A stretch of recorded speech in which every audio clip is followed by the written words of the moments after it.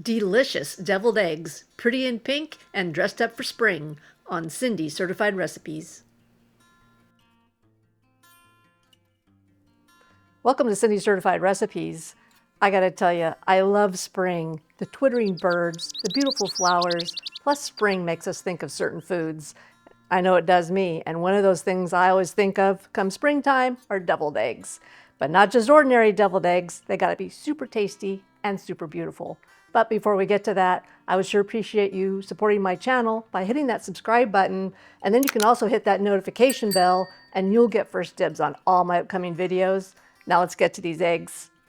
The ingredients for today's video is going to include 1 jar of pickled beet juice, 1/2 cup of cream cheese that's been softened, 1/4 cup of mayo, 1 teaspoon of yellow mustard, 2 teaspoons of dill pickles that are finely chopped, 2 teaspoons of yellow onions that have also been finely chopped, 2 teaspoons of pickle juice, salt and white pepper to taste, and some chopped chive for the topping, along with some sriracha seasoning and paprika also for the tops.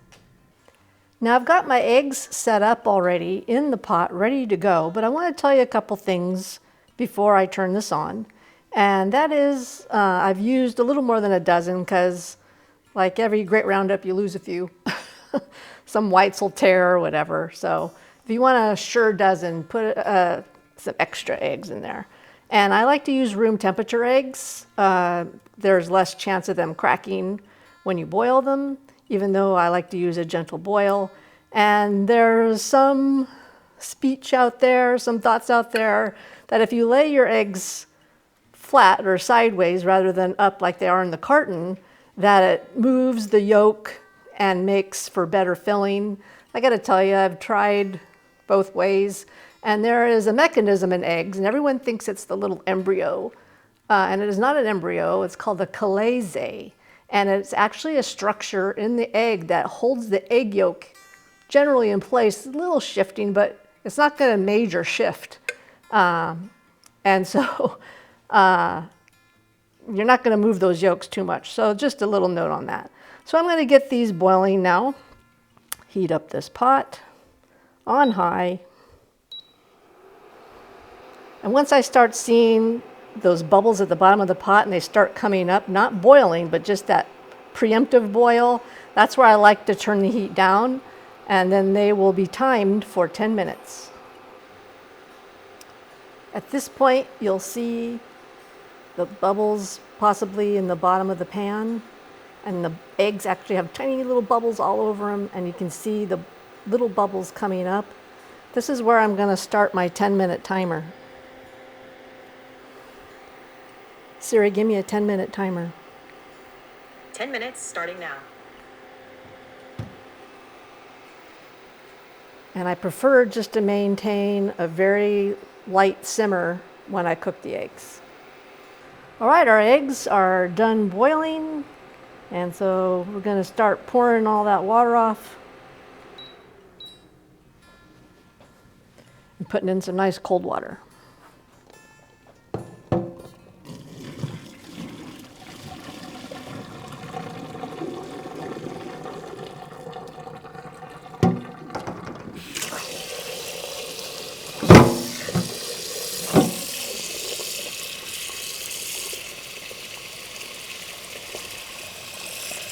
I like to put in 1 round of cold water, pour it off, put in a little more cold water,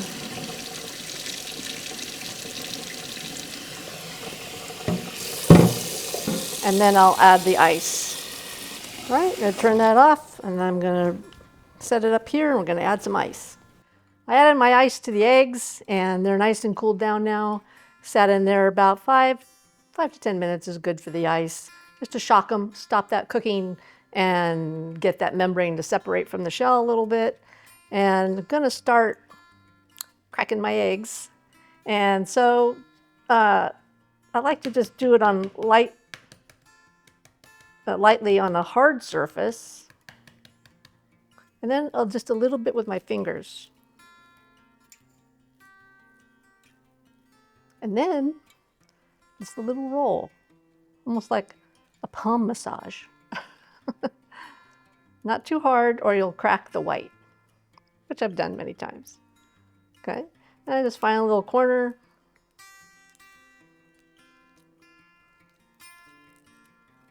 And they should come right off. See that?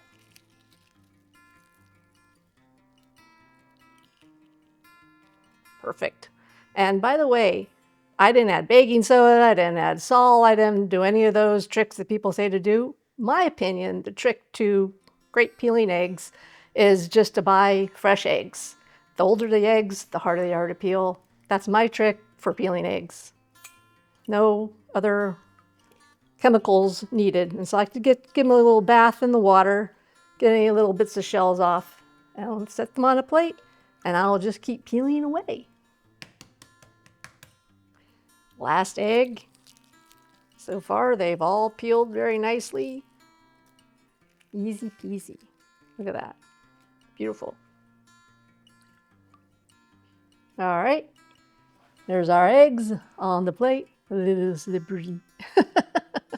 And I'm going to get this all cleaned up, and then we're going to move on to our next phase of deviled eggs. We're going to start cutting these eggs in half, getting those yolks out so we can start making our filling. And what I like to do is just start one at a time, obviously. And I like to cut my eggs lengthwise and clean off the knife in between each one so you get a nice clean cut. Ta-da! We'll set those there.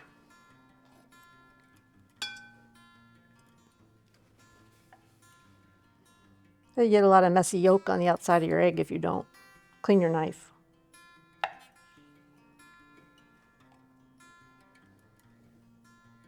Last one. Okay.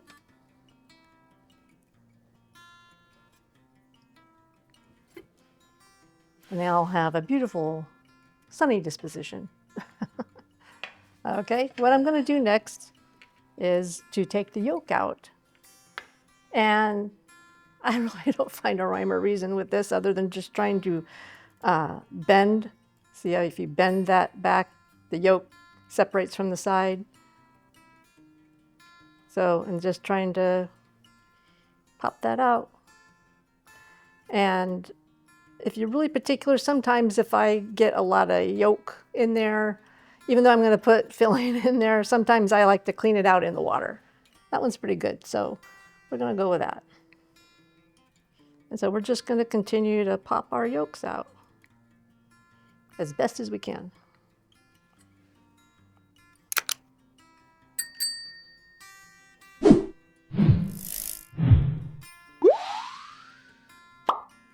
See, like that one has some leftover yolk in there. So I just like to put it back in the water and rub it a little with my fingers.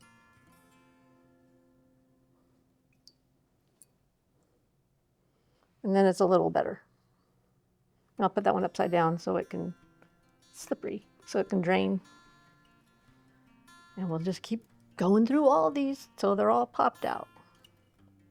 We're on our last one. Got all these beautiful whites here. I had to eat one or two because I cracked them. That's going to happen.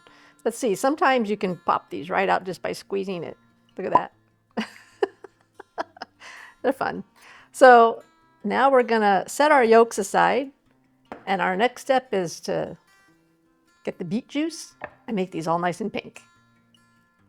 We got our egg halves and my beet juice that I did earlier, where I just opened a jar of pickled beets and drained it out and reserved the juice. And you can eat the beets or whatever you like to do with the beets. I love pickled beets. They gross out my husband. So what we're going to do is we're just going to put in a few at a time and kind of move them around, almost a little bit like you might do Easter eggs.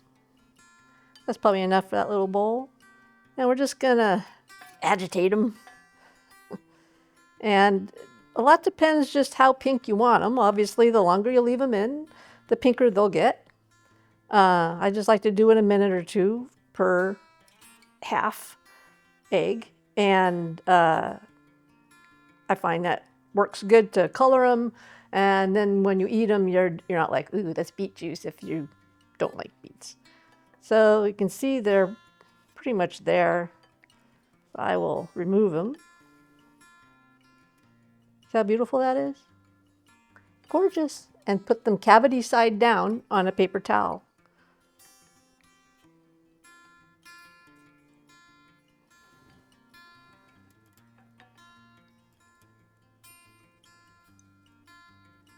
Super pretty. And when you bite inside, it'll still be white in the middle. If you don't want the top part pink, you can do this with the whole eggs before you slice them. And then when you cut them, it'll be white there. So it just depends what hue you're going for.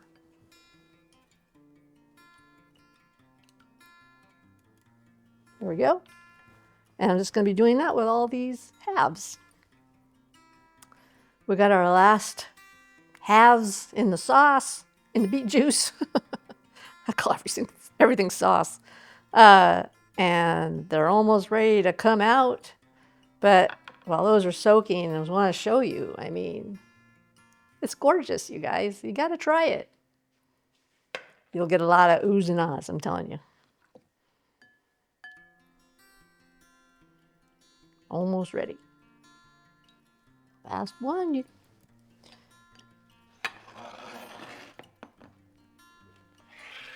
Super pretty. I mean, that just screams spring. And now we're gonna dry these off a little bit, just blot them a little bit with a paper towel, and we're gonna move on to the filling. Got all our yolks here that we emptied earlier, and now what I like to do is just I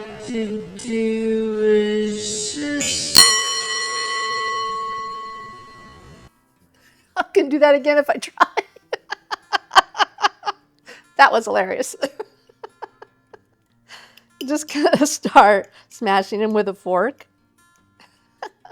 Sometimes if I'm really super particular, which I tend to usually always be, you can push these through a sieve if you want them super fine, or even a ricer like you would a potato.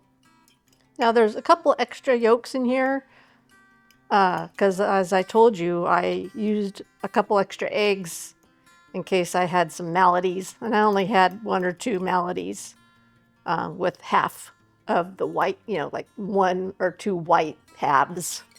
So there's a couple more yolks in here than a normal dozen of eggs. That's okay. Just wanted this like you're making pie dough, that kind of crumb texture.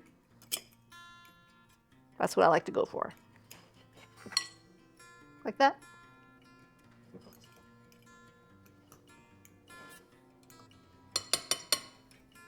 Now I'm going to add those ingredients I showed you earlier. So I like to start with the cream cheese. And it's softened, sitting just at room temperature.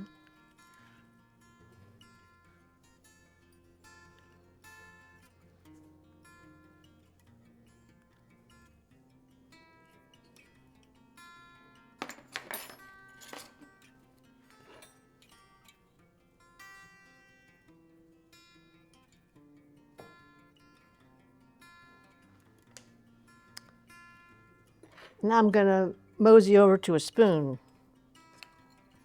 and just start mashing it together.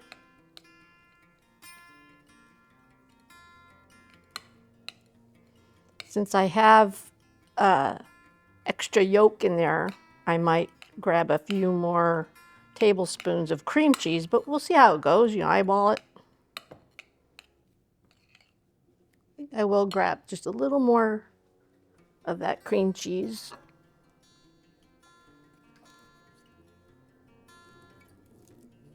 There we go.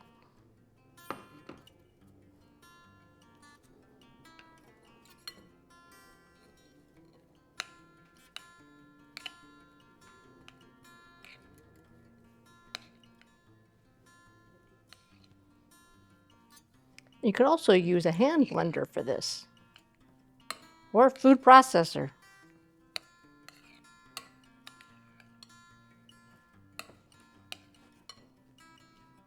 And our mayo.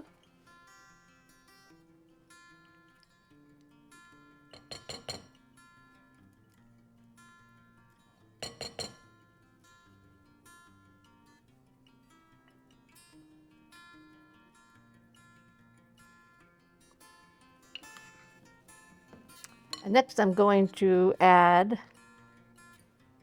my yellow mustard.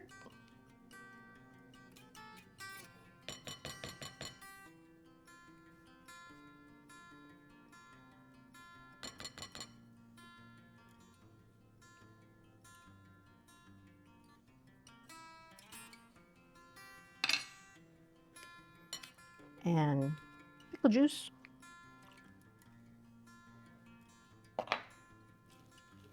Blend that all together.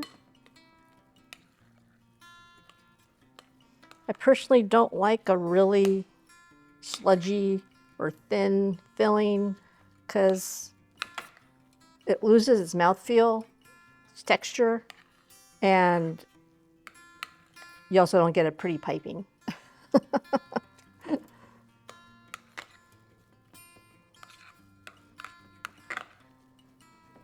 All right, now in go the onions.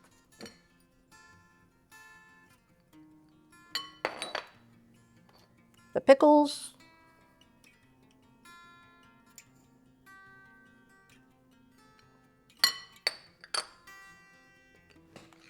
And because there's pickle juice and those pickles in there and the mayo, they all have a degree of salt. So that's why I like to hold off on the salt till the end.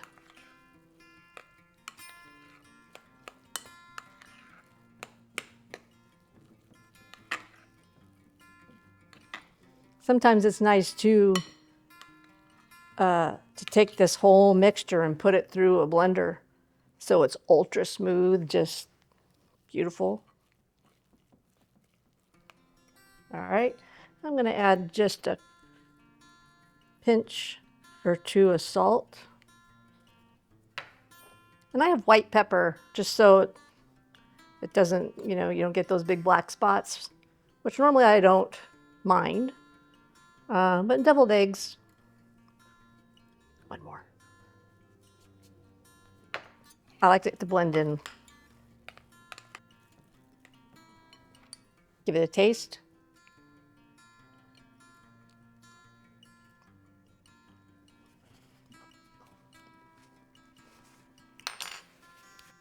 I think another generous pinch of salt.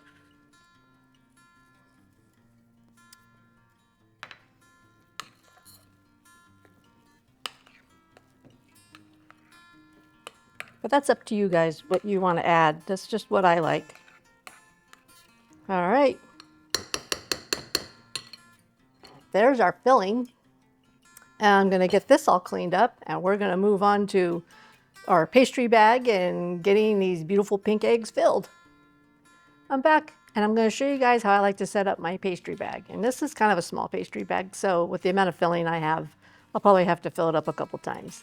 But this is a Wilton 4B star, and so I just like to eyeball it, at the end of the bag like that. Cut the bag. Drop it down. There you got your piping bag. And just fold it down. I said this is a small one, so it's going to be a little unruly. There we go. And you just start trying to fill that up as best as you can. Usually trying to drop it works the best to get it down.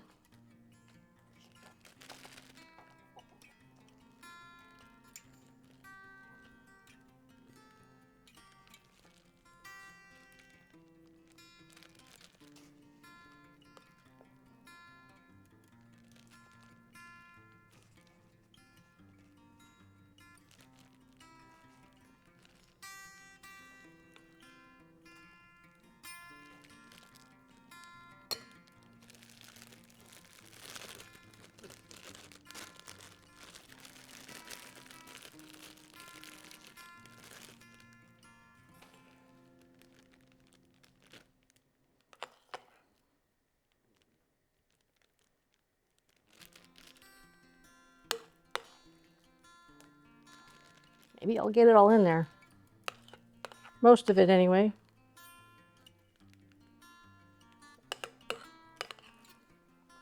I did have a little extra, like I said, that I normally don't have. All right. Squeegee it down.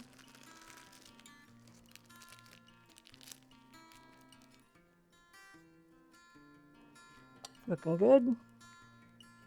I set that aside. Bring over our eggs. And this is now your fun time. So totally up to you how you like to pipe them in there. So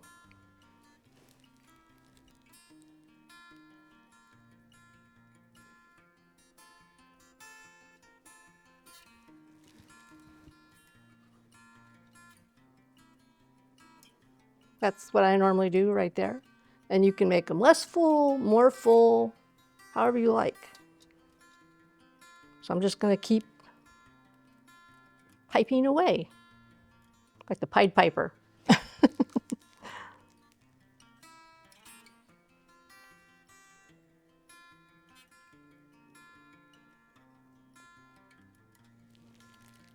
There we go. Pretty as a picture. And now I'm going to put a little bit of these toppings on there. And what I like to do is put this fresh chopped chive that I did earlier. It's just so pretty. So spring. Plus it adds a little extra flavor. And now, another thing I like to do is just add a little bit of paprika for color, or a little, this is sriracha, it's hard to say, sriracha seasoning, and that adds a little heat and a little extra flavor. So I'm going to put paprika on some and sriracha on the others. And I don't like to use the shaker on the container for this because it can be really random. So I just like to pinch a little bit and dust it on there. All right, the rest, I'm going to do the sriracha. Make them extra devilly.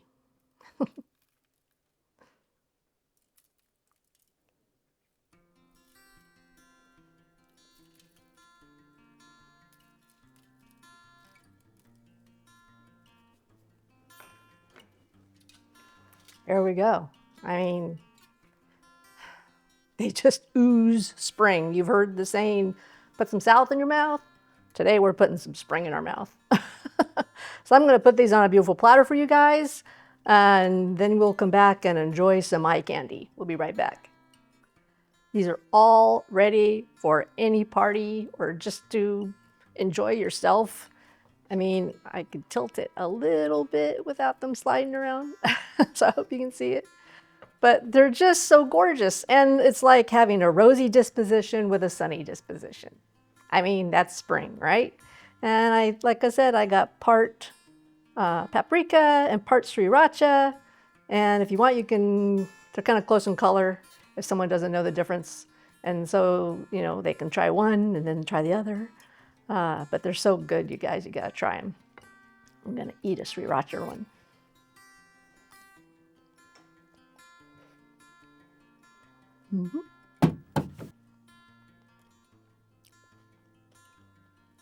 Creamy, delicious. You won't want to do any other recipe. Just stop right here. I appreciate you guys being with me today on Cindy Certified Recipes. Don't forget to like and share with your friends. Check out my playlists. I've got tons of other spring food. In fact, one that comes to mind, being Easter's right around the corner, is my delicious roast leg of lamb. You gotta check out that. And other than that, I am so happy to be here with you guys, and we'll see you next time on Cindy Certified Recipes. The devil is in the details. Plus, if it's time tested, top-notch ingredients, and the talk of the table, it's Cindy Certified.